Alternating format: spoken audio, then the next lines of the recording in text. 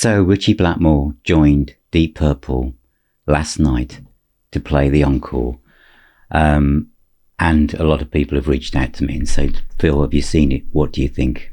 I put my video together announcing this, which was done literally at the last minute, as knowing that Blackmore was going to join Purple was obviously announced at the last minute. With lots of people in the comments saying it could be a joke, a prank, it won't happen. I felt it would happen, and it did. And what are my thoughts about it? 6 minutes. That's basically what we're looking at here. Ritchie Blackmore sharing the stage again with Deep Purple. The band are coming to the end of Space Trucking. It sounds fantastic. The whole band is cooking with gas. And as the track ends, you see Simon McBride changes the guitar, and then in the wings, you can see Ritchie Blackmore. I mean, there are so many clips on this. I just hope that the record label can take the shots from the big screens and turn this into a professional video. I'm sure sometime today that will happen, but you can't compete with thousands of people in the audience uploading things to YouTube before they've even got home. But as you see Ritchie Blackmore, you can see Candice also with him, with her arm on his shoulder, offering him support, love. And you can see her concern, perhaps a little bit of apprehension as well. I mean, this is a huge thing here. Before all of us fans, everyone's got opinions. The apprehension. There's no rehearsal. It's a huge crowd, and everybody in the crowd is going to film it and upload it, and it's going to be criticised and shared everywhere. And Ritchie Blackmore's just going on to just be with his musical brothers. And then on he walks, and Simon McBride just looks on in awe. He thinks, oh my God, I'm on stage with Ritchie Blackmore. I'm going to be playing Smoke on the Water with Ritchie Blackmore. There's lots of smiles from Ritchie Blackmore towards Simon, a bit of interaction, the whole band. And then Ritchie Blackmore starts the riff. And Ian Gillan looks so happy. There's some nice licks by Ritchie Blackmore in the intro. And you see Ian Gillan and Ritchie Blackmore interacting. And they do look like long lost brothers who have found each other again in the kind of twilight of their lives, but they put their differences aside, and here they are playing Smoke on the Water. Ritchie Blackmore adds some little flourishes. He kind of stays back towards the amps, but he looks very much at home. And then we come to the guitar solo. I always thought the original guitar solo on Smoke on the Water from the 1972 Machine Head album was a masterclass in melody and control and tone. You listen to that solo, it's not full of notes. It's not someone trying to prove themselves, where in a lot of more recent times, a guitarist would be told you've got 16 bars, and they'd fill it as much notes as they possibly can, use as many techniques to look as flash as possible in the obviously the videos and stuff. This is from a time when the solo really served the song to enhance the emotion from the lyrics and the overall feel of the music. And Blackmore, that's his trademark. A lot of people see it as these kind of classical proto metal stuff, these speed runs he's done in Burn and Highway Star, but behind that it's always been about melody and tone. He's from the blues, and that's what he does. The difference here is that as he goes into uses these motifs from the original solo, bearing in mind that Blackmore never really played anything twice apart from Highway Star solo, but there's recognisable parts. But what there is also in here is those Eastern Snake Charmer little elements that came into Ritchie Blackmore's playing from the mid-80s. It might be a bit cautious, it might have been a bit hesitant, but it works, and it's just magical. And as As Simon Robinson said, if you didn't get a bit tearful watching this, maybe you need to follow another band. I just thought it was really heartwarming to watch for so many reasons. The interaction here as we come out of this part is from Ritchie Blackmore and Gillan and they're right next to each other, and Blackmore's got Gillan's hand and he's kind of using it against the fretboard as he kind of plays the riff and stuff. It's probably more interaction between Blackmore and Gillan, I think, than I've ever seen. I've seen a lot of it. Blackmore moves across the stage this bit, and you see a slight limp. He's got gout and he's got back problems, and these are guys in their 80s. There's a humbling side, there's a human side here, that for all those people saying things like, oh, it's going to be an album, it's going to be a tour, it's a lot later than you think. It's a lot later than you think. We are so blessed to have witnessed what we saw last night. When the vocal ad-lib parts of The Smoke and the Water, when Gillan gets the crowd going, Blackmore takes the cue from Simon McBride here, because again, he's not rehearsed, he's not sure how the track's going to pan out. It's real. There's a lovely solo flourishes towards the end of the track as Blackmore realises probably he's on the home run, but he has nothing to prove. He has nothing to prove to anyone. He's on stage with Deep Purple because he wants to, because the band are there, as I said at the start of this, like brothers. There's nothing to prove. They're not trying to be 26, 25.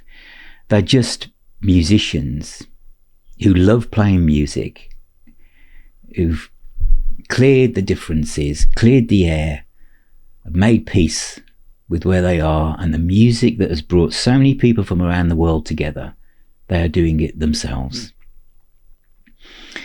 At the end, Richie takes off his guitar and Ian Gillan gives this wonderful speech, saying he's had a couple of days ago that he had a letter from a local lad asking if he could come and jam with the band, and it was said yes, with total pleasure. And they've got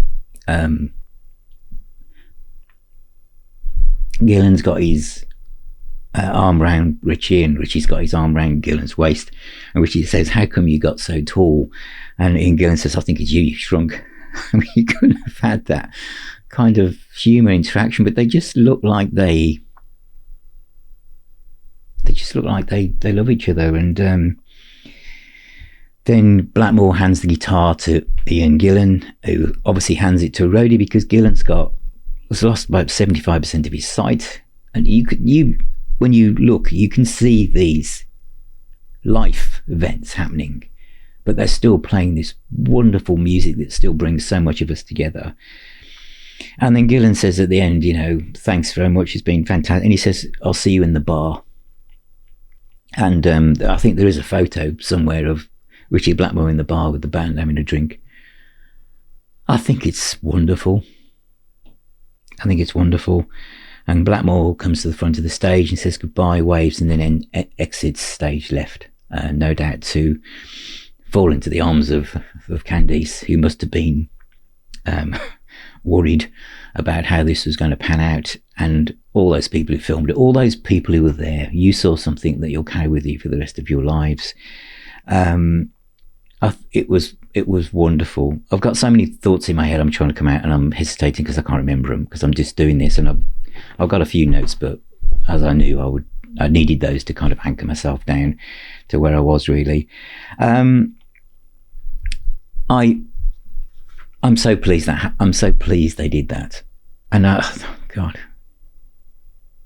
why can't we get some of the world leaders to learn to play the guitar and play some music, and maybe Roger Waters and David Gilmour can just sort themselves out.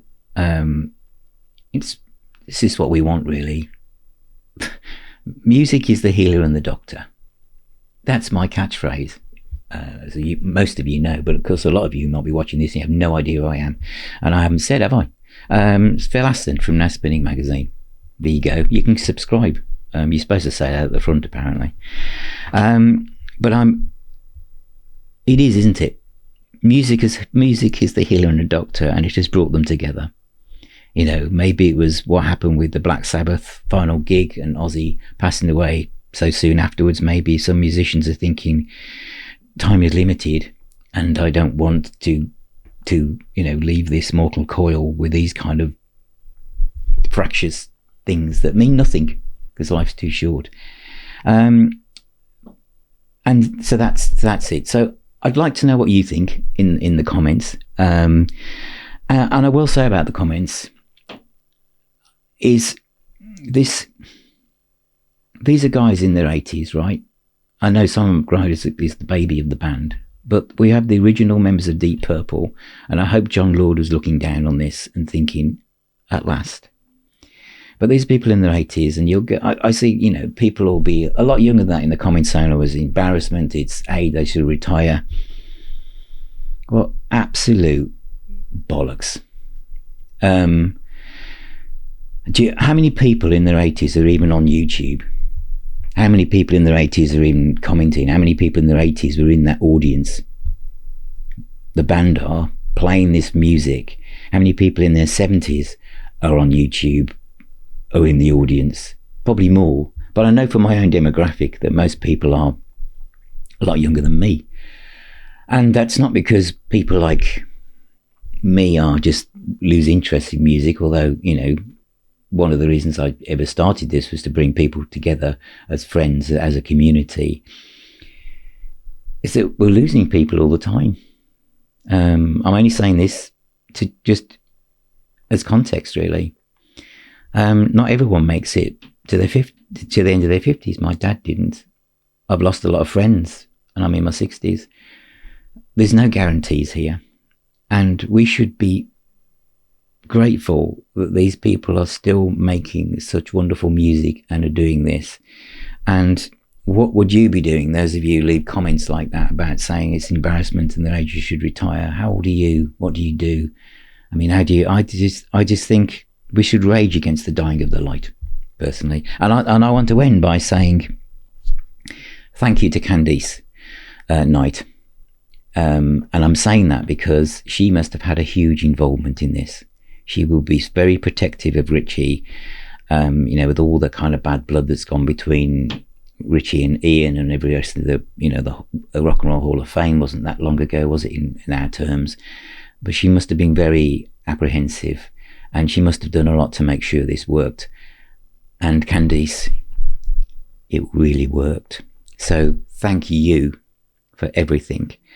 Thank you, Ian Gillan. Thank you, Ritchie Blackmore. Thank you, John Lord. Thank you, Roger Glover.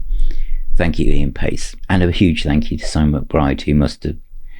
What a night for you, Simon. It must have been amazing. Amazing. I bet no one thought this would ever happen. And I'm so glad it did. I'm going to end there because those of you who know me know that I'll just keep going on and on about it. But I think I've tried to keep this controlled.